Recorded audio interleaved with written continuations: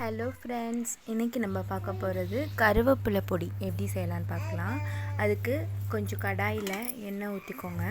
கருவேப்பிலை எடுத்து வச்சுருக்கோம்ல, அதை நல்லா முருகலாக வர வரைக்கும் நல்லா ஃப்ரை பண்ணணும். நல்லா க்ளீன் பண்ணிக்கோங்க. கழுவி தண்ணிலாம் வடிஞ்சதுக்கப்புறம் காய வச்சுட்டு அதுக்கப்புறமா ஃப்ரை பண்ணிங்கன்னா உங்களுக்கு சீக்கிரமாக அது பொரிஞ்சு வந்துடும். அதில் தொட்டு பார்த்திங்கன்னா உங்களுக்கு தெரியும் எப்படி இருக்குது, முருகலாக இருக்கா என்ன அப்படின்றது. கருவேப்பிலை அப்படின்றது முடிக்கு, கண்ணுக்கு, இது எல்லாத்துக்குமே ரொம்ப நல்லது.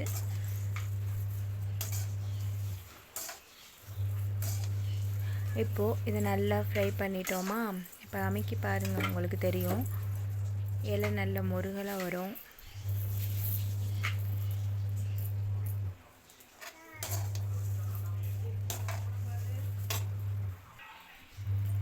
இப்போ அதை தனியாக எடுத்து வச்சுக்கிட்டு வெறும் கடாயில் நம்ம மசாலா, அதாவது பொடிக்கு தேவையானதெல்லாம் நம்ம ஃப்ரை பண்ண போகிறோம். ஒரு ஸ்பூன் எண்ணெய் விட்டு வறுத்தாலும் சரி, இல்லை எண்ணெய் விடாமல் பண்ணாலும் சரி.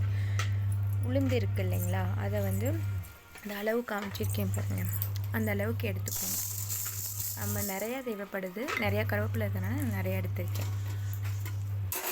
உளுந்து எடுத்து நல்லா அதையும் பொன்னிறமாக வறுத்துக்கோங்க. அதே மாதிரி கடலைப்பருப்பு இருக்கு இல்லையா, அந்த கடலைப்பருப்பும் எடுத்துக்கோங்க. கடலைப்பருப்பு எடுத்து அதையும் அதில் போட்டு நல்லா வறுத்துக்கோங்க. கூடவே கட்டி பெருங்காயம் இருந்தாலும் சரி, இல்லை பொடி பெருங்காயம் இருந்தாலும் சரி, அதையும் நல்லா சேர்த்து அதையும் நல்லா ஃப்ரை பண்ணிக்கோங்க. அப்போ தான் வாசனையாக இருக்கும். பருப்பெல்லாம் சேர்க்கறதுனால இந்த கேஸ் ப்ராப்ளம் எதுவும் வராது. கொஞ்சமாக ஜீரகம் சேர்த்துக்கோங்க, ஒரு ஸ்பூன் போல் ஜீரகம் சேர்த்துக்கோங்க. மிளகு விருப்பப்பட்டால் சேர்த்துக்கோங்க. சாதத்தில் போட்டு சாப்பிட்ற மாதிரி இருந்துச்சுன்னா மிளகு சேர்த்துக்கோங்க. சாதத்தில் போட்டு சாப்பிட்ற மாதிரி செய்கிறீங்க அப்படின்னா மிளகும் சேர்த்துக்கோங்க, கொஞ்சம் புளியும் சேர்த்துக்கோங்க. அப்போ தான் சாதத்துக்கு டேஸ்ட்டாக இருக்கும். வெறும் இட்லி, தோசை அப்படின்னா நீங்கள் இது மட்டும் சேர்த்தா போதும்.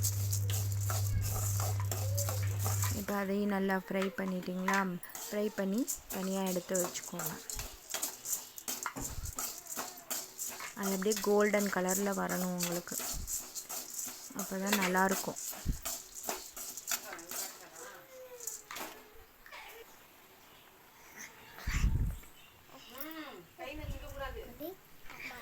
ஜீரகம் சேர்த்துட்டிங்களா, அப்போ ஜீரகம் சேர்த்தாச்சு.